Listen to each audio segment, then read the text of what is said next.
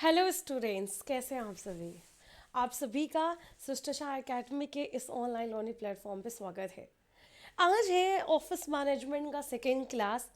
और सच कहूँ तो ये पूरा यूनिट बहुत ही कॉम्प्लिकेटेड है, एग्ज़ाम पॉइंट ऑफ व्यू से एंड पढ़ने के पॉइंट ऑफ व्यू से। Then what should you do, like आपको क्या करना चाहिए, जो मैं ऑलरेडी बता चुकी हूँ। कोई हम पर्टिकुलर यूनिट वाइज नहीं चल रहे हैं। इस पूरे सिलेबस को हम कोशिश कर रहे हैं 3 लेक्चर में ख़त्म करने का, and will probably and up sum up कर देंगे। एंड जो बेस्ट पार्ट है कि इससे बहुत आसान क्वेश्चन आए हैं, and maximum question e commerce से आया है या फिर फर्स्ट वाली यूनिट से आया हुआ है। तो इसमें ज़्यादा परेशान होने की ज़रूरत नहीं है। मैं ये नहीं कह रही हूँ कि इस साल अदर यूनिट से नहीं आ सकता, बट कैन यू इमेजिन कितना लेंदी सिलेबस है। अगर हम सिर्फ कंप्यूटर वाला पार्ट अच्छे से पढ़ें तो कम से कम 5 लेक्चर तो चाहिए ही चाहिए। But we can't afford time cost and money cost and as well as most important time cost. हमारे पास टाइम बहुत कम है एंड सिलेबस बहुत लेंदी है। ऊपर से अर्चना मैम की रेगुलर क्लासेस आ नहीं रही हैं due to network error, family error, error ही कहेंगे उसको, क्या बताऊँ क्या कहेंगे। सोचो, ये क्लास जो है सोची थी कि कल 1 तारीख को भी क्लास हो जाएगा, बट नहीं हो पाया क्योंकि सबको लगता है नई नवेली दुल्हन हो तो फिर 10 लोग आएंगे मिलने and all. Kind of I don't like it, but society, आप उनको नहीं समझा सकते कि आप ऑनलाइन पढ़ाते हो, आप उनको नहीं समझा सकते कि आप क्या करते हो। सो मैं उस चीज़ के लिए बहुत ही गिल्ट फील कर रही हूँ। पहली बार 3 तारीख से आपकी क्लासेस स्मूथली चली जाएंगी, 3 से नहीं 4 से, एक्चुअली 3 को सेटअप प्रॉपर हो जाएगा तो 3 को मे भी क्लासेस ना चले, बट ट्रस्ट में उसके बाद बहुत ही स्मूथ तैयारी चलेगी। उसके अलावा कोई टेंशन लेने की ज़रूरत नहीं है। चलिए आइए अब क्लास की बातें कर लेते हैं। इस यूनिट में हम सिर्फ और सिर्फ कंप्यूटर के बारे में डिस्कशन करेंगे, नथिंग एल्स, है ना।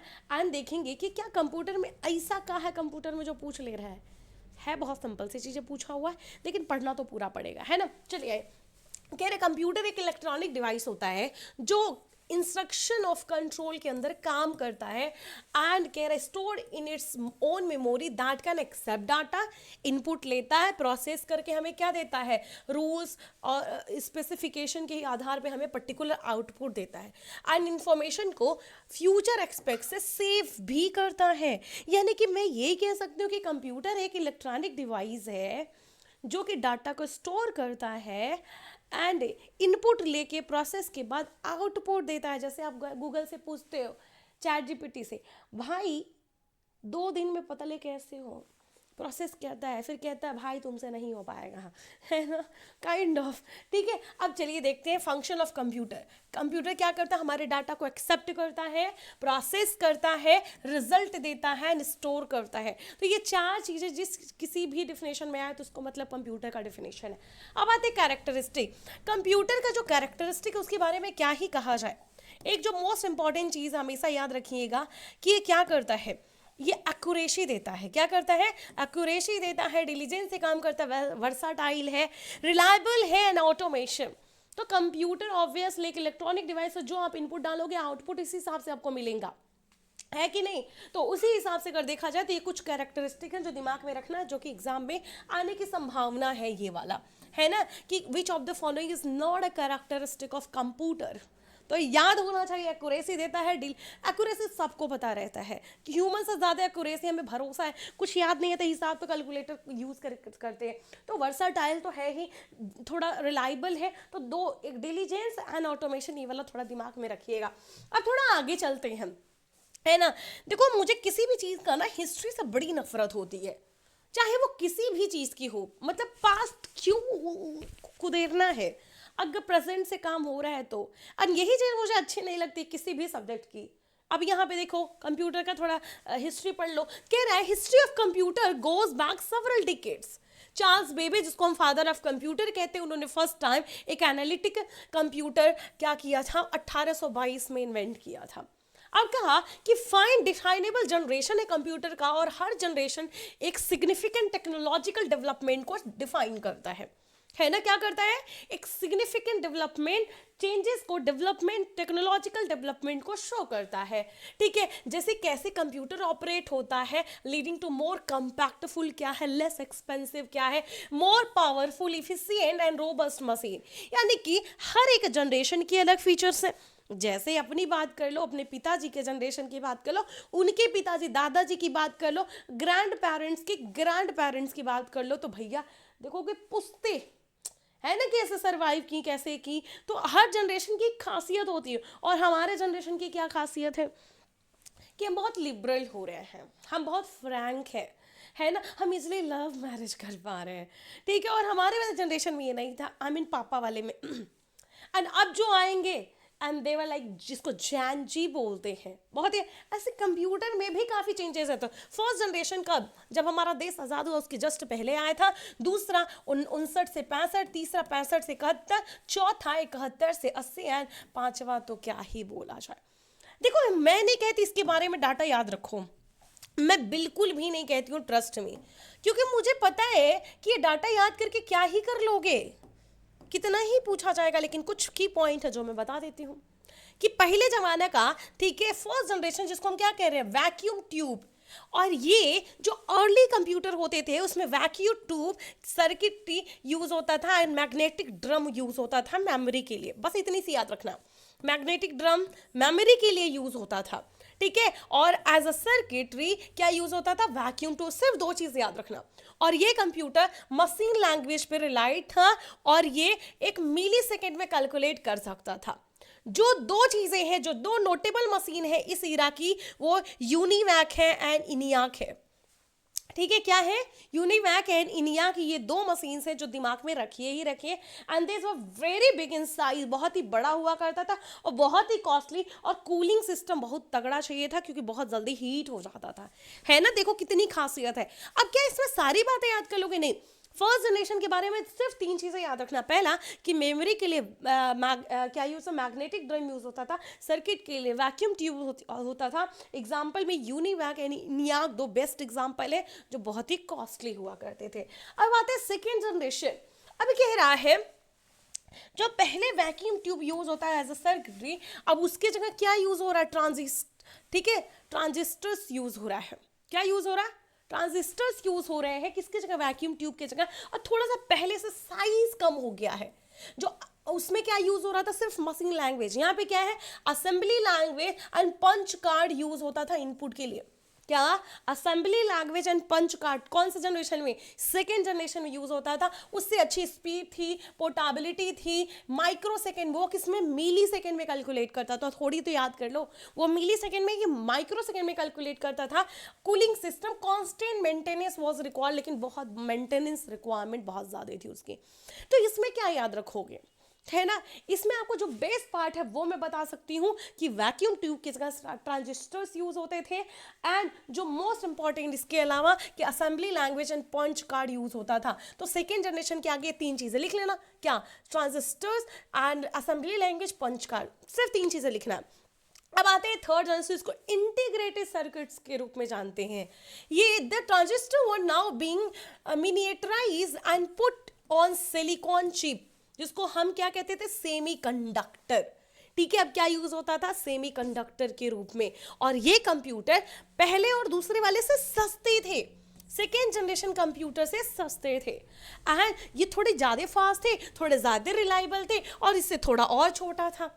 ठीक है, IC not only reduce the size of computer, IC की वजह से सिर्फ साइज नहीं कम हुआ कंप्यूटर का, बल्कि परफॉर्मेंस भी इंप्रूव हुआ सेकेंड जनरेशन के कंपैरिजन। अब कह रहा है पंच कार्ड सेकेंड जनरेशन में यूज होता था, लेकिन ये इसके जगह माउस एंड कीबोर्ड यूज होता था इनपुट के लिए। तो माउस एंड कीबोर्ड कौन सा जनरेशन में यूज किया, क्वेश्चन पूछ सकता कि नहीं पूछ सकता, बताओ दो, पूछ सकता है ना। तो कौन सा जनरेशन में, कौन सा जनरेशन में, बताओ कौन सा जनरेशन में, तीसरे जनरेशन में क्या यूज होने लगा, माउस एंड कीबोर्ड। इसके पहले वाले में assembly language and punch card use होता था।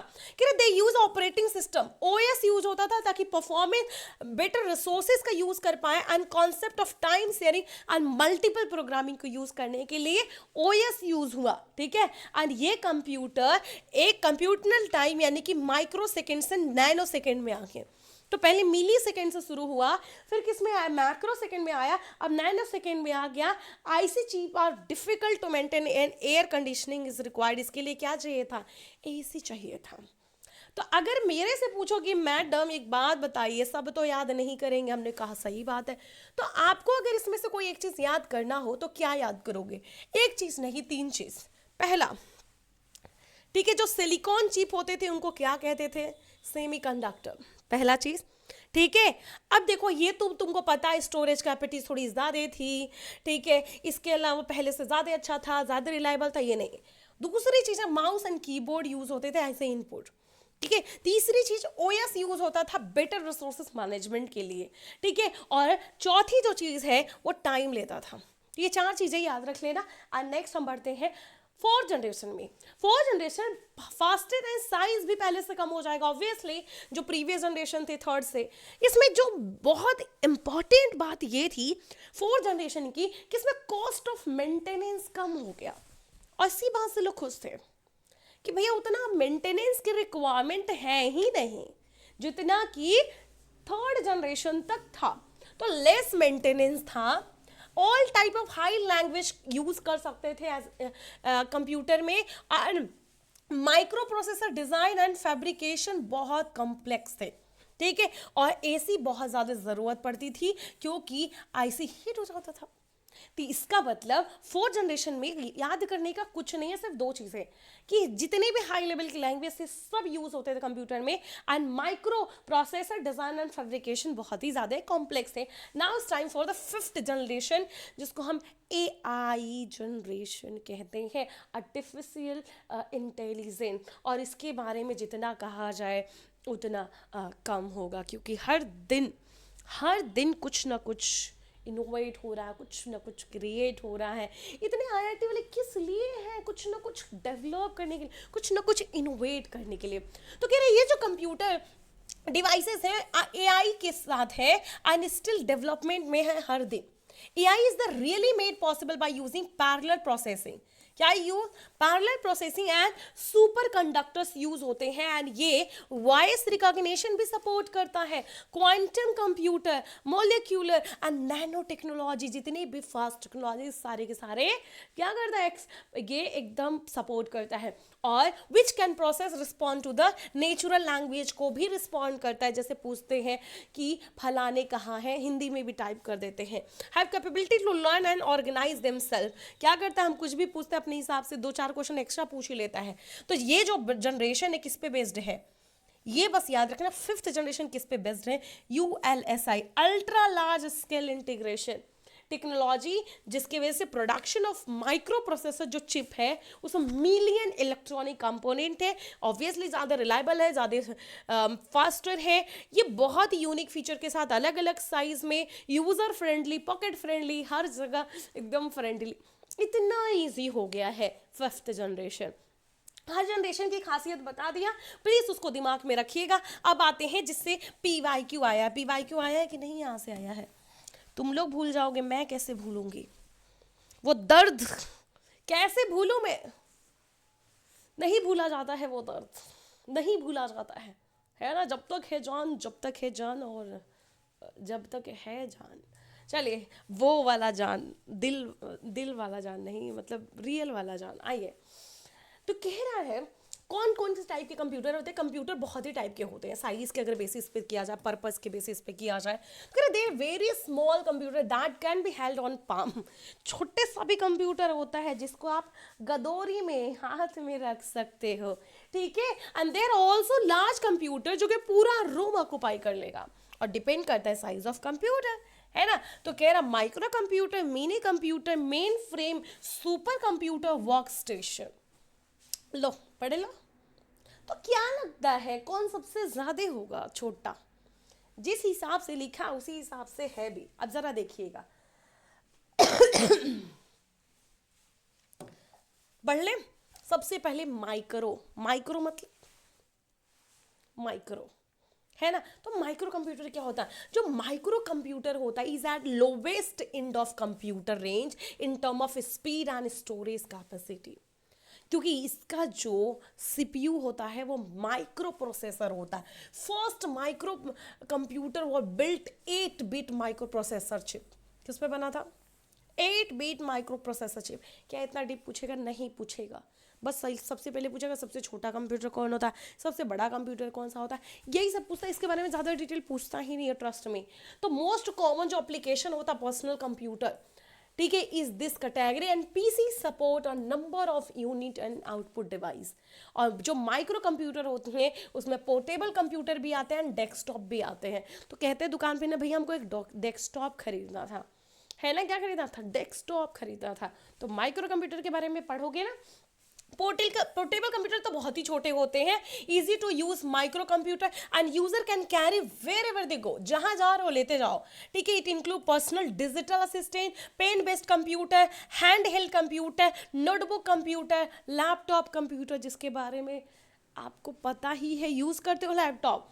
दूसरा पर्सनल कंप्यूटर डेस्कटॉप, जिसको हम क्या कर सकते हैं, घर पे कहीं पे भी सेटअप कर सकते हैं, और जिसमें कीबोर्ड माउस सारी चीज़ें कनेक्टेड होती है। And now will talk about mini computer. ये मीडियम साइज के कंप्यूटर होते हैं that is costlier and more powerful, ठीक है। Mini computer is the medium size computer that is costlier and more powerful than micro computer. ये micro computer से ज्यादा powerful होता है। It is in fact a scaled down version of main frame computer, ठीक है। Mainframe computer का ही scaled down computer है। Main frame क्या है? थोड़ा सा इससे ऊपर है। तो कह रहा है जो मिनी कंप्यूटर है मेन फ्रेम कंप्यूटर का स्केल डाउन सिस्टम है, and this can support up to few hundred users, ठीक है। कितना? कुछ 100 यूजर को at a time with multi terminal time sharing system. They are mainly used as the departmental computer in large and medium size organisation. कहाँ use होता है? जो बड़े बड़े ऑर्गेनाइजेशन होते हैं, ठीक है, उतने भी बड़े नहीं रहेगा तो भी चल जाएगा, लेकिन मोस्टली वहाँ पे यूज होते हैं। और ये किससे? माइक्रो कंप्यूटर से ज़्यादा बेटर परफॉर्म करते हैं, और मेन फ्रेम कंप्यूटर का डाउन स्केल वर्जन है, ठीक है। And they are also use in the government department, university and R&D। R&D क्या होता है? R&D का मतलब होता है रिसर्च एंड डेवलपमेंट। क्या होता है? रिसर्च एंड डेवलपमेंट डिपार्टमेंट में यूज होता है, यूनिवर्सिटी में, गवर्नमेंट कॉलेज में, सारी जगह यूज होता है। नाउ मेन फ्रेम कंप्यूटर, एक बात बताओ, मेन फ्रेम कंप्यूटर क्या होता होगा? अभी हमने कहा कि जो मिनी कंप्यूटर है ना वो मेन फ्रेम कंप्यूटर का डाउन स्केल वर्जन है, एंड ये माइक्रो कंप्यूटर से काफ़ी बेहतर परफॉर्म करता है। थोड़ा कॉस्टली तो होता है लेकिन काफ़ी बेटर परफॉर्म करता है ना। तो जो मेन फ्रेम कंप्यूटर होता है ये अर्लीस्ट कंप्यूटर है, जिसको called mainframe due to their size. इसके साइज की वजह से हम क्या करते थे? इसको मेन फ्रेम कंप्यूटर यूज करते थे, and the term is still use for the large computer of the today, ठीक है। कह रहा है जो आज भी जो बड़े बड़े कंप्यूटर्स हैं ना उनके लिए हम मेन फ्रेम शब्द यूज करते हैं। और इसका क्या मतलब है? इसका मतलब ये कि इनके पास स्टोरेज कैपेसिटी बहुत ही ज़्यादा है। They are large storage capacity, बहुत ही अच्छा स्पीड का प्रोसेसर होता है जो माइक्रो एंड मिनी कंप्यूटर से ज़्यादा अच्छा होता है। And they can support a large number of terminals, ढेर सारे टर्मिनल्स को सपोर्ट करते हैं, यानी कि मेनी हंड्रेड्स टू थाउजेंड। लेकिन अगर आप देखो मिनी कंप्यूटर में फ्यू हंड्रेड तक था, 1000 तक नहीं था, कुछ 100 तक कर सकते थे। बट मेन फ्रेम कंप्यूटर में कह रहा है आप 100 से 1000 1000 तक क्या कर सकते हो? सपोर्ट कर सकते हो। ये बहुत ढेर सारे यूजर्स हैं इसके, जैसे कह रहा है companies, bank, government department and as their main computer के रूप में यूज कर सकते हैं। अगर मेरे से पूछोगे कि इतना लंबा चौड़ा पढ़ने से क्या फ़ायदा जब क्वेश्चन एक कीवर्ड के बेसिस पे आएगा, तो मैं आपको बताती हूँ आपको समझना क्या है इसमें। बस इतना सा याद रखना, थोड़ी सी सिंपल, कि सबसे ज़्यादा स्टोरेज कैपेसिटी कौन से कंप्यूटर की होती है? तो मेन फ्रेम कंप्यूटर की होती है, ठीक है। एंड एक चीज और, they are kept in the air condition environment in a special computer room. इसको एक स्पेशल जगह, एक कंप्यूटर रूम में ही रखना पड़ता है, ठीक है। ये दो चीजें इसके बारे में याद रखना, बाकी कुछ याद रखने की जरूरत नहीं है। अब आते हैं सुपर कंप्यूटर, नाम ही है सुपर डुपर। तो ये सबसे फास्टेस्ट है ना एंड मोस्ट एक्सपेंसिव कंप्यूटर, सबसे तगड़ा, सबसे महंगा कंप्यूटर होता है, an extremely large storage capacity. वो जो मेन फ्रेम कंप्यूटर था वो माइक्रो से एंड मिनी कंप्यूटर से ज़्यादा स्टोरेज था, लेकिन ये जो है सुपर कंप्यूटर है, इसके में क्या कह रहा है, लार्ज स्टोरेज कैपेसिटी है, एंड जो कंप्यूट यानी कि कैलकुलेशन की जो स्पीड है 10 time faster than other computers. जितने भी कंप्यूटर्स हैं अवेलेबल हैं उससे 10 गुना ज़्यादा है, and it can perform 100 of instruction पर सेकेंड। एक सेकेंड में कई मिलियन 100 मिलियन इंस्ट्रक्शन को ये फॉलो कर सकता है। सुपर कंप्यूटर ये स्पेशलाइज एप्लीकेशन यूज करता है, जैसे large scale numerical problem in scientific and engineering discipline.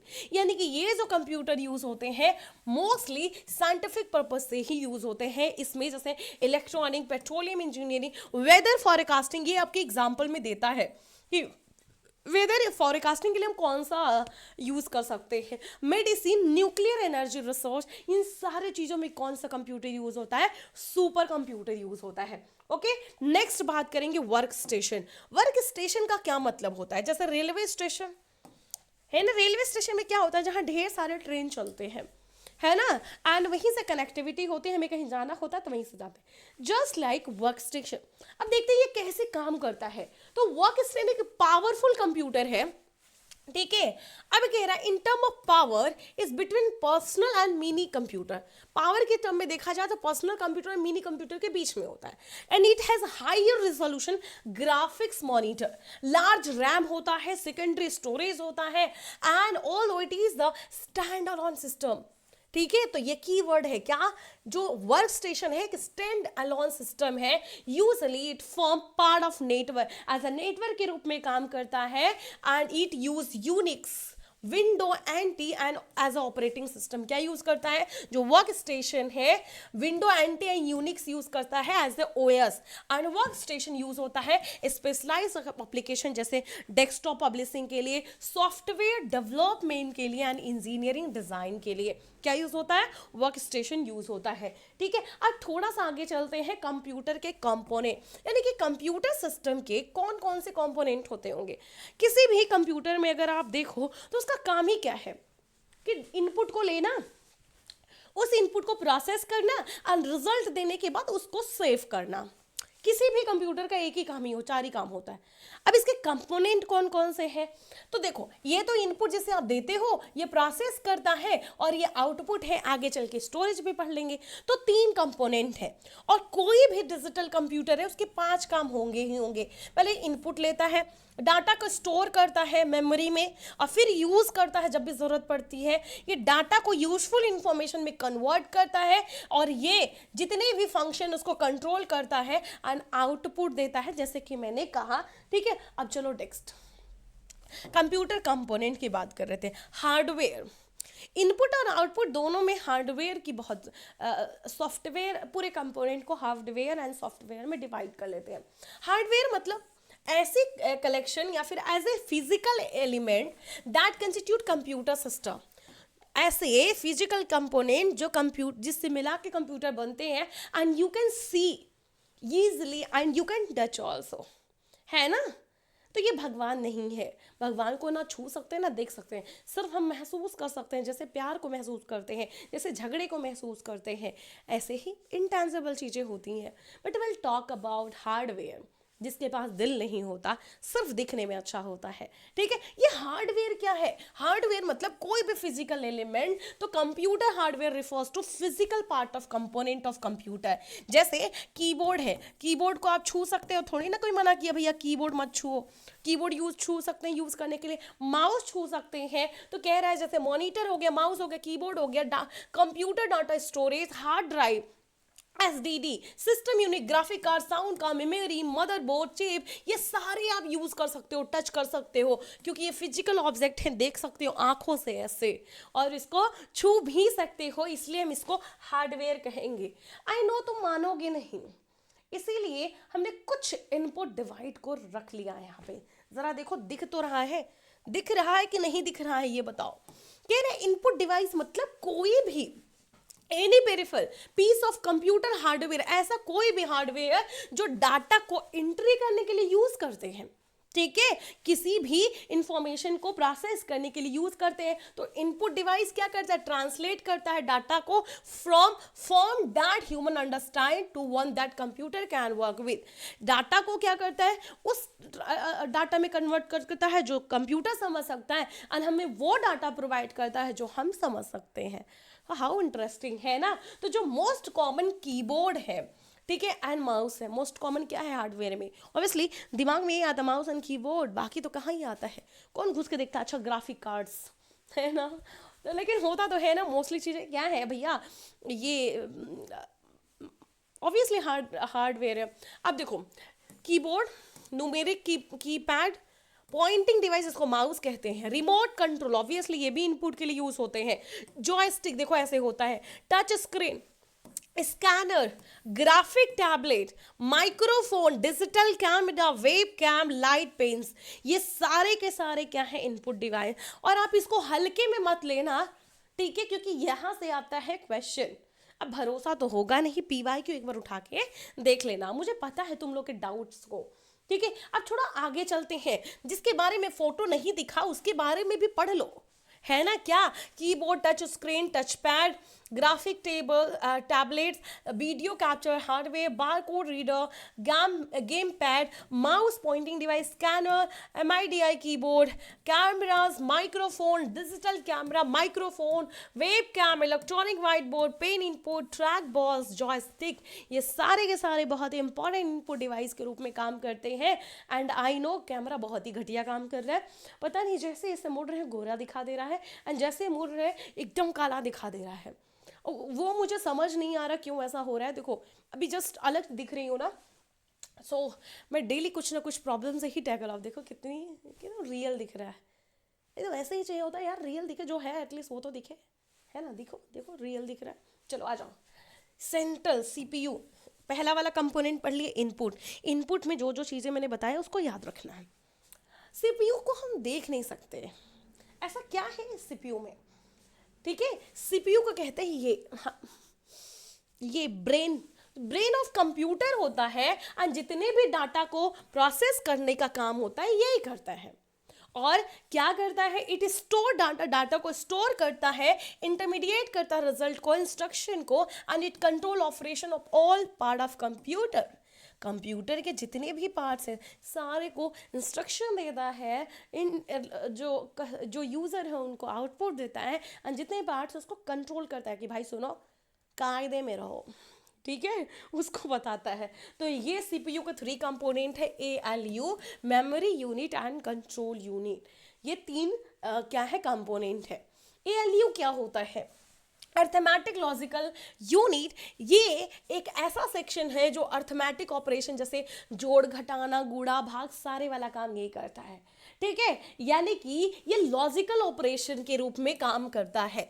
जो मेमोरी यूनिट होता है, जितने भी आपके इंस्ट्रक्शन है, डाटा है, इंटरमीडिएट रिजल्ट है, सबको क्या करता है, स्टोर करता है, and this unit supplies information to other unit of the computer जब जरूरत हो। सोचो कभी कभी हमें पता तो होता है कोई सामान कहाँ है, लेकिन हम सही वक्त पे फोन नहीं उठाते हैं, लेकिन ये ऐसा नहीं है। मेमोरी यूनिट हमेशा जब भी जो चीज़ ज़रूरत होगा फटाक से देगा, गया वीडियो है यहाँ पे देने के लिए, ठीक है। तो ये मेमोरी यूनिट काम करता है। दूसरा कंट्रोल, देखो जो प्रोसेस होता है इनपुट का, आउटपुट का, and processing storage is performed under the supervision of unit called control unit. कह रहा है जो भी डाटा इनपुट डालते हो, आउटपुट मिलना है, डाटा को स्टोर किया जा रहा है, रिजल्ट को इंटरमीडिएट किया जा रहा है, जो भी काम हो रहा है मेरे अंडर हो रहा है। कौन ऐसा कह रहा है, मैं नहीं, कंट्रोल यूनिट कह रहा है। कह रहा जितने भी काम है ये सारे के सारे ये सब मेरे अंडर हो रहा है, ठीक है। और ये जो कंट्रोल यूनिट है ये स्टेप बाय स्टेप सारे ऑपरेशन को क्या करता है, केयर करता है, देखभाल करता है। अब आते हैं, मेमोरी की बात कर ही रहे हैं तो मतलब ऐसा कैसे हो सकता है कि हम नहीं पढ़ेंगे, क्योंकि क्वेश्चन भी आया। PYQ देखा है कि नहीं देखा आप लोगों ने, गलती तो बहुत करते हो आप लोग, तो PYQ भी देख लेना तो थोड़ा अच्छा रहेगा ना, मज़ा ही आ जाएगा तुम लोग को भी। आ जाओ, प्राइमरी मेमोरी में रैम जिसको हम कहते हैं रैंडम एक्सेस मेमोरी, एक ऐसा मेमोरी जो memory scheme with in the computer system and responsible for the storing data on temporary basis. तो बस इसका एक ही कीवर्ड याद रखो, इसके अलावा कुछ पढ़ो ही मत इसके अलावा, ठीक है। कि ये बहुत ही वोलेटाइल होता है नेचर में, ठीक है। प्रॉम्प्ट एक्सेस देता है बाय प्रोसेसर, जब भी ज़रूरत होता है वोलेटाइल होता है, यानी कि डाटा जब कंप्यूटर बंद हो जाएगा तो डाटा ख़त्म हो जाएगा, ठीक है। तो कुल मिला जुला के रैम को एक रैंडम एक्सेस इसलिए कहते हैं क्योंकि बहुत ही ईजिली इसको एक्सेस कर सकते हैं if you know the row and column that interest that cell, ठीक है। कुल मिला जुला के रैम के बारे में इतना ज्ञान, मतलब सिंपल रखो कि कोई भी ऐसा सिस्टम दिखा रहता है कि कौन सा ऐसा सिस्टम है जो टेम्प्रोरी बेस पे डाटा को स्टोर करता है, कुछ नहीं, रैंडम एक्सेस मेमोरी। ये रीड वाली मेमोरी, रीड वाली मेमोरी क्या है, ये परमानेंट होता है। कहता भैया ये शादी हो गई है, इसकी क्या हो गई है, शादी। शादी मतलब परमानेंट बुकिंग, ऐसा नहीं, अब तो डिवोर्स का भी सिस्टम आ रहा है। तो ROM is a permanent form of storage. ROM हमेशा एक्टिव रहता है, चाहे कंप्यूटर का सप्लाई ऑन हो ऑफ हो, ऑन ड्यूटी एनी टाइम, जैसे मम्मी लोग का होता है। तो रोम का मतलब permanent duty. ROM device do not allow data store on them to be modify. कह रहा है कि भैया हम ये सब काम नहीं करेंगे कि फिर तुम डाटा स्टोरेज करके मॉडिफाई करो। तो दो हमारे प्राइमरी स्टोरेज है, प्राइमरी मेमोरी है, RAM and ROM. RAM which is known as temporary base memory, ठीक है, ठीक है। एंड दूसरा RAM temporary, ROM permanent basis, supply on रहे ऑफ रहे। बात करते हैं सेकेंडरी मेमोरी, एसडी, जिसको हार्ड ड्राइव कहते हैं, ठीक है। Hard disk, hard disk is the part of unit often called disk drive. Hard drive, hard disk drive SDD that store data provides relatively quick access to the large amount of data on the electromagnetically charged surface on the set of surface। कह रहा है अगर बहुत ढेर सारे amount of data कि हमें बहुत इजीली एक्सेस करना होता है तब हम हार्ड ड्राइव यूज़ करते हैं। एंड बहुत अच्छी चीज़ है ये, अगर आप कंप्यूटर यूज़ कर रहे हो तो आप जान रहे हो। ऑप्टिकल डिस्क, ठीक है, ऑप्टिकल डिस्क ड्राइव भी कहते हैं, जो कि लेसर कह रहा है that use laser light as part of process of reading और राइटिंग डाटा और टू फॉर्म ऑप्टिकल डिस्क। कह रहा है जो सम ड्राइवर्स होते हैं सिर्फ क्या कर सकते हैं, only read from disk, but recent driver are commonly both reads and records, ठीक है, जिसको हम कहते हैं बर्नर या राइटर, ठीक है। क्या कहते हैं, बर्नर या राइटर। इतना डिटेल नहीं आएगा क्योंकि मैंने डिटेल नोट्स दे दिया है, क्योंकि अगर आ जाए तो कल को ये मत कहो रहे मैम आपके भरोसे रह गए, ठीक है। तो मैं कोशिश कर रही हूँ सारी चीज़ें खुद ही पढ़ाऊँ। अब कह रहा 3 टाइप के ऑप्टिकल मीडिया होते हैं, CD, DVD एंड ब्लू रे। और ये CD DVD तो आपको पहले से पता है अगर आप मेरे ज़माने के हो तो, DVD तो मैंने खुद ही यूज़ किया। CD जो है वो 700 मेगाबाइट तक डाटा स्टोरेज कर सकता है। बस ये 3 चीज़ें याद रखना, ठीक है। क्या, CD कितना, 700 मेगाबाइट तक डाटा स्टोरेज कर सकता है। DVD 8.4 GB तक स्टोर कर सकता है। And Blu-ray disc which are new age type of optical media can store up to 50 GB of data, ठीक है। याद रखोगे CD, DVD एंड ब्लू रे क्या है, ये सब सारे के सारे ऑप्टिकल डिस्क है, SDD नहीं है। और SDD का मतलब हार्ड ड्राइव, जो कि लार्ज अमाउंट ऑफ डाटा को बहुत रियली इजीली क्विक एक्सेस देता है। अब हम आपको बताते हैं कि दोनों में अंतर क्या है, रैम और रोम में। ये भी मेमोरी है, ठीक है, लेकिन ये क्या करता है, ये टेम्पोररी बेस्ड मेमोरी है, ठीक है। ये स्टोरेज के लिए यूज़ करते हैं हार्ड डिस्क, ठीक है। सॉरी, रोम के बारे में नहीं, हार्ड डिस्क के बारे में। हार्ड डिस्क क्या होता है, यूज़ करने के लिए किया जाता है, और रैम क्या है, मेमोरी के लिए यूज़ किया जाता है। ये स्मॉलर अमाउंट, जैसे 500 MB से 6 GB तक डाटा ही क्या कर सकता है, मेमोरी लग सकता है। ये 1000 GB तक, कितना, 1080 GB से लेके 1000 GB तक ये टेम्पोररी स्टोर करता है, परमानेंट स्टोरेज है, ठीक है। Little like your real desktop has only your current work, जिसमें हम सिर्फ काम करें वही बस काम करेगा। अब कह रहे हैं ये लॉन्ग टर्म स्टोरेज वर्क होता है, ये सेफ होता है, चाहे जितना भी फाइल रख लो, ठीक है। ये कॉन्सिस्ट होता है, चिप से बना होता है, जिसको माइक्रो प्रोसेसर कहते हैं। ये हार्ड डिस्क यानी कि प्लेटर से बना होता है। बस 3 ही चीज़ पढ़ना है इसमें, इसके अलावा कुछ जानने की जरूरत नहीं है। अब आप देखें आउटपुट डिवाइस, है ना। आउटपुट डिवाइस का मतलब ऐसा डिवाइस जिससे आपको देख सके, अच्छा A+B ये होता है ना, 2+2 4 होता है। कहाँ दिखेगा 2+2, 2+2 है जो, वो कहाँ दिखेगा, थोड़ा सा पता तो होना चाहिए। तो कह रहा है output device any piece of computer hardware equipment use to communicate the result, ठीक है, किसी भी data processing carried out by information processing system कह रहा है, चाहे कोई भी आउटपुट हो जो कम्युनिकेट करने के लिए हम एज अ डिस्प्ले यूज करते हैं, एज अ हार्डवेयर कोई भी चीज यूज करते हैं, उसको हम क्या कहते हैं, आउटपुट डिवाइस। अब कह रहा है कि which convert the electronic generated information into human readable form, जो इलेक्ट्रॉनिक डाटा होता है इंसान को पढ़ने के समझने के काबिल बनाता है, और उसी को हम कहते हैं आउटपुट डिवाइस। जैसे कि CRT monitor, TFT monitor, laser printer, ठीक है, inkjet printer, dot matrix printer, speakers, ठीक है, प्लॉटर्स एंड मल्टीमीडिया प्रोजेक्टर, ये सारे के सारे क्या है, आउटपुट डिवाइस है जो पूछा जाता है। अब मोस्टली आपने नाम सुना है तो आपको कोई भी दिक्कत नहीं होगी, प्रोजेक्टर सुना होगा, प्लॉटर सुना होगा, प्रिंटर, मॉनिटर, एलसीडी ये तो सुना ही होगा, computer output, microfilm and speakers, ये सारी चीज़ें आपने सुना होगा। अब आगे आते हैं ओएस के बारे में। किसी भी कंप्यूटर सिस्टम में ओएस इतना इंपॉर्टेंट क्यों है, सोचो क्यों इतना इंपॉर्टेंट होगा। ऐसी चीज जो एंड्रॉयड को मतलब कंप्यूटर में कन्वर्ट कर लेता है, कहते हैं ओएस लगवा लो, ओएस मॉड्यूल इंसर्ट कर लिया। जैसे मैंने जब ये डिजिटल बोर्ड खरीदा था तो प्योर एंड्रॉयड वर्जन में था, जो सिर्फ जैसे फ़ोन चलता है स्क्रॉल करके सारी चीज़ें वैसे चल रहा था। बट अगर मुझे डेस्कटॉप वाली सारी चीज़ें या तो हम केबल कनेक्ट करें या फिर ओएस मॉड्यूल यानी कि ऑपरेटिंग सिस्टम इंस्टॉल करवा लें, हो जाएगा ईजिली, है ना। और जो कि ह्यूज कॉस्ट लेता है, जनरली कम से कम आता है ये 25-30 हज़ार मिनिमम आई गेस। अब तो प्राइसेस इतनी हाइक हो गई हैं कि 40 हज़ार तक हो सकता है। अब ये ओएस होता क्या है, एक इंटरमीडिएटरीज का काम करता है, जैसे दुल्हा और दुल्हन के बीच में एक होता है जो शादी कराता है, अगुआ बोलते हैं, ये अगुआ का काम करता है, ठीक है, यूजर्स और कंप्यूटर हार्डवेयर के बीच में। समझ में आया क्या चीज, कंप्यूटर हार्डवेयर और यूजर के बीच में एक अगुआ का काम करता है। It provide users an environment in which, एक ऐसा इन्वायरमेंट देता है जिसमें यूजर अपने प्रोग्राम को एग्जीक्यूट करता बहुत ही आसानी से, ठीक है, इफिशियंटली। टेक्निकल टर्म में कहा जाए तो एक ऐसा सॉफ्टवेयर जो मैनेज करता हार्डवेयर को, ठीक है, टेक्निकल टर्म में कोई भी सॉफ्टवेयर जो हार्डवेयर को मैनेज करता है। एक ऑपरेटिंग सिस्टम कंट्रोल करता है, रिसोर्सेज को एलोकेट करता है, रिसोर्सेज को कंट्रोल करता है एंड सर्विस देता है such as memory, processor, device and information. अब और आओ एक और शब्दों में समझाते हैं तुमको। ओएस का मतलब एक ऐसा प्रोग्राम जो एक इंटरफेस की तरह काम करता है यूजर और कंप्यूटर के बीच में, कंप्यूटर हार्डवेयर एंड कंट्रोल करता है जितनी भी प्रोग्राम एग्जीक्यूट होते हैं।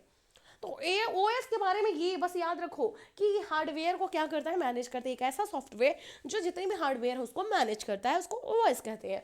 अब कह रहा है कुछ इंपॉर्टेंट फंक्शन है, जैसे ओएस मेमोरी मैनेजमेंट का काम करता है, processor management, device, file, security management, control over system performance, job accuracy, error detection and ढेर सारी चीज़ें क्या करता है। मतलब ओएस एक बहुत ही बढ़िया सॉफ्टवेयर है जिसके बिना यूजर और हार्डवेयर के बीच में, ठीक है, रिश्ता बनना असंभव है, और जो संभव बनाता है उसको ओएस कहते हैं, ठीक है। अब देखो सॉफ्टवेयर हार्डवेयर तो बहुत ही पढ़ लिए, ठीक है। अब आते हैं सॉफ्टवेयर। सॉफ्टवेयर इतना ज़्यादा है जितना तुम समझ नहीं सकते, उससे ज़्यादा इस दुनिया में सॉफ्टवेयर आ गया है। अलग अलग प्रकार के, सिर्फ एडिटिंग में जाओ हजारों सॉफ्टवेयर है ना। किसी एक पर्टिकुलर फील्ड को पकड़ लो, बहुत ही ढेर सारे सॉफ्टवेयर है विच कैन लाइक, जो शायद दिमाग के भी बियॉन्ड है, भैया इतना ज़्यादा कहाँ से आ गया, ठीक है। तो अब पढ़ लेते हैं हार्डवेयर, उसके बाद है तो बहुत ही कुछ पढ़ने को, बहुत ही कुछ पढ़ने को। तो सॉफ्टवेयर एक जेनरिक टर्म है, organize collection of computer data and instruction often broken into two major category. अब ये यहाँ से आया है PYQ, क्या आया है, PYQ आया है, ठीक है। अगर नहीं पता है तो भैया हमेशा कहते हैं क्यों भरोसा करना है, जाओ PYQ देखो, अरे वो तो मैंने कराया है, हम बहुत इजीली एक्सेस है आपके पास, तो जाइए उसको पढ़िए, ठीक है, सिंपली। तो जो सॉफ्टवेयर है क्या कर रहा है, एक जेनरिक टर्म है जिसमें कलेक्शन ऑफ डाटा होते हैं, इंस्ट्रक्शन होते हैं जो बहुत ही ऑर्गेनाइज्ड फॉर्म में होते हैं। उनको मेजर दो कैटेगरी में बांट सकते हैं, एक सिस्टम सॉफ्टवेयर होता है और एक विंडो सॉफ्टवेयर होता है। क्या होता है, क्या होता है, जल्दी बता दो। तो एक सिस्टम सॉफ्टवेयर, एप्लीकेशन सॉफ्टवेयर, देखते हैं क्या होता है। सिस्टम सॉफ्टवेयर जो कि basic non task specific function देता है, क्या चीज याद रखना, non task specific function of computer and application software जो कि यूजर के द्वारा यूज किया जाता है किसी स्पेसिफिक टास्क के लिए। जैसे अगर आप मेरा एप्लीकेशन यूज कर रहे हो तो क्यों यूज कर रहे हो, पढ़ने के पर्पज से। अगर फ्लिपकार्ट यूज कर रहे हो वो भी एप्लीकेशन है ना, क्यों यूज कर रहे हो, शॉपिंग करने के लिए। तो जो सिस्टम सॉफ्टवेयर है ना वो इनडायरेक्टली यूजफुल है। फ्लिपकार्ट को यूज करने के लिए हम सिस्टम सॉफ्टवेयर यूज कर रहे हैं, कुछ ऐसा यूज कर रहे हैं जिसकी वजह से फ्लिपकार्ट ओपन हो रहा है, समझ रहे हो। तो इसका मतलब सिस्टम सॉफ्टवेयर जो नॉन टास्क स्पेसिफिक फंक्शन होता है एंड जो एप्लीकेशन सॉफ्टवेयर होता है किसी स्पेसिफिक पर्पज के लिए ही होता है। आओ डिटेल में पढ़ते हैं, ठीक है। तो सिस्टम सॉफ्टवेयर रिस्पॉन्सिबल होता है controlling, integrating and managing individual hardware component. जैसे कि हमने कहा किसी भी कंप्यूटर सिस्टम में हार्डवेयर कंपोनेंट को मैनेज करने के लिए जो भी सॉफ्टवेयर यूज होता है उसको हम क्या कहते हैं, सॉफ्टवेयर, सिस्टम सॉफ्टवेयर। जैसे आपके लैपटॉप को चलाने के लिए कुछ सॉफ्टवेयर की जरूरत पड़ती है कि नहीं पड़ती, बस उसी तरह, ठीक है। अब देखो कह रहे इसलिए जो अदर सॉफ्टवेयर है यूजर सिस्टम है, see it is a functional unit without having to be concern with the low level details such as transferring data from memory to disk, rendering text into the display. तो generally जो system software होता है operating system and some fundamental utility जैसे कि disk हो गया, disk formatters, file manager, display manager, text editor, user authentication and management tools, ये सारी चीज़ों के रूप में देख सकते हो।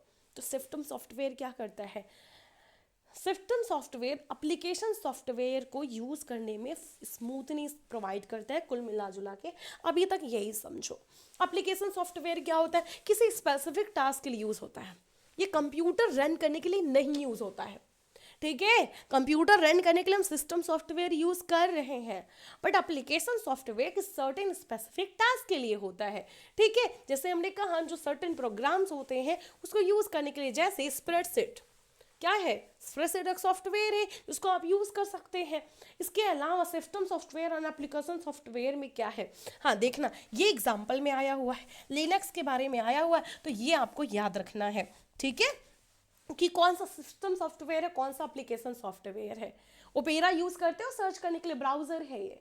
माइक्रोसॉफ्ट वर्ड यूज करते हो, एक्सेल यूज करते हैं, माई एसक्यूएल डाटाबेस सॉफ्टवेयर है, माइक्रोसॉफ्ट पीपीटी बनाने के लिए, एडोब फोटोशॉप, एडोब स्कैनर कौन नहीं यूज करता। तो इसका मतलब सिस्टम सॉफ्टवेयर क्या होता है, तो कह रहा just software is a general term primarily किसी भी डिजिटल कंप्यूटर डिजिटल सिस्टम को ऑपरेट करने के लिए जो यूज होता है उसको सिस्टम सॉफ्टवेयर कहते हैं। इसको हम कहते हैं स्पेसिफिक, जिसको हम कहते हैं ऐप डाउनलोड कर लेना। तो सिस्टम सॉफ्टवेयर में माइक्रोसॉफ्ट विंडो इसके बिना तो चलेगा ही नहीं, ठीक है। Linux, Unix, Mac OS X and DOS, ये 5 प्लीज याद करके रखना क्योंकि कहाँ पे पूछा गया है, PYQ में पूछा गया, तो अभी भी लाइटली लोगे क्या, मत लेना, ठीक है। अब देखो एप्लीकेशन सॉफ्टवेयर ओपेरा, माइक्रोसॉफ्ट ये सारी चीज़ें क्या है, सिर्फ एक स्पेसिफिक सॉफ्टवेयर है जो यूज़ किया जाता है। जैसे वर्ड है, वर्ड फाइल क्रिएट करने के, पीपीटी बनाने के लिए यूज़ होता है। तो generally user do not interact with the system, generally हमको सिस्टम सॉफ्टवेयर से कोई मतलब नहीं होता है, हम यूजर हैं तो हम स्पेसिफिक ऐप यूज करते हैं अपने काम के लिए। जो सिस्टम सॉफ्टवेयर होता है can run independently of the application, ठीक है। कह रहा है कि जो सिस्टम सॉफ्टवेयर इंडिपेंडेंटली रन कर सकते हैं, लेकिन जो एप्लीकेशन सॉफ्टवेयर है, ठीक है, वो सिस्टम सॉफ्टवेयर के बिना रन नहीं कर सकते। सच बात बता रही हूँ। चलिए अब आते हैं इंटरनेट। हालांकि ये बहुत ही बड़ा सा मुद्दा है इंटरनेट, बट क्या ही कर सकते हैं, जीवन में और भी चीज़ें हैं। इंटरनेट का एवोल्यूशन कब हुआ, ठीक है, देख रहा हो क्या क्या चीज़ें पे पढ़ना है, 2020 तक हमें सारी चीज़ें पढ़ना है। फिर www, वो मैच वाला नहीं, www बात कर रहे हैं, इसका बस फुल फॉर्म याद रखना है, तो फटाक से कर लेते हैं। फिर वर्ड प्रोसेसर से नेक्स्ट लेक्चर में पढ़ेंगे क्योंकि ज़्यादा लेंदी हो जाएगा, है ना। तो चलो फटाक से सिर्फ 5 मिनट और। इंटरनेट क्या होता है, इंटरनेट आया कैसे, इंटरनेट का मतलब एक global system interconnected computer network जो कि internet protocol suite to link devices world wide में जो भी डिवाइसेस उसको लिंक करने के लिए यूज़ किया जाता है, ठीक है। TCP या फिर IP, ठीक है। अब IP बोलते हैं, IP एड्रेस डालो, it is a network of networks that consist of private, public, academic, business, government network to local, ठीक है, of local to global scope, linked by a broad array of electron. किससे link होता है? Broad array of electronic, wireless हो सकता है, optical networking technology हो सकता है, यानी कि it is a computing advance peer to peer communication जो ग्रेजुअली डिलीवर एंड इन्हेंस करता है कम्युनिकेशन को, ठीक है. एंड इंटरनेट कैरी करता है बहुत ही ढेर सारा information, resources, services, interlinked hyper text document, application जो कि पूरी दुनिया में यूज कर सकते हैं, world wide web and electronic में, टेलीफोनिक, फाइल शेयरिंग, ETC. तो इंटरनेट के बारे में जितना कहा जाए कम है. पहले इंटरनेट के नाम पे आया था ARPANET, ठीक है, सबसे पहले 1960 में, ठीक है, क्योंकि इंटरनेट बहुत तेजी से डेवलप हुआ है, डायनेमिक है, ट्रांसफॉर्मेटिव प्रोसेस ज़्यादा unfolded over the several decade and brief overview हम बस पढ़ रहे हैं उसका. तो 1960 में क्या आया? ARPANET का बर्थ हुआ, जन्म हुआ, ठीक है, द प्रोसिक्यूसर टू मॉडर्न इंटरनेट. तो जो ARPANET था यानी कि advance research project agency network, और इसका फुल फॉर्म बेहद इंपॉर्टेंट है, वेरी इंपॉर्टेंट, क्योंकि एक PYQ आए जिसमें सिर्फ क्या है, फुल फॉर्म है, सिर्फ फुल फॉर्म है. तो क्या वो दिन भूल जाओगे? नहीं ना, वो वाला दिन भी याद रखो जो कि US डिपार्टमेंट ऑफ डिफेंस ने डेवलप किया था.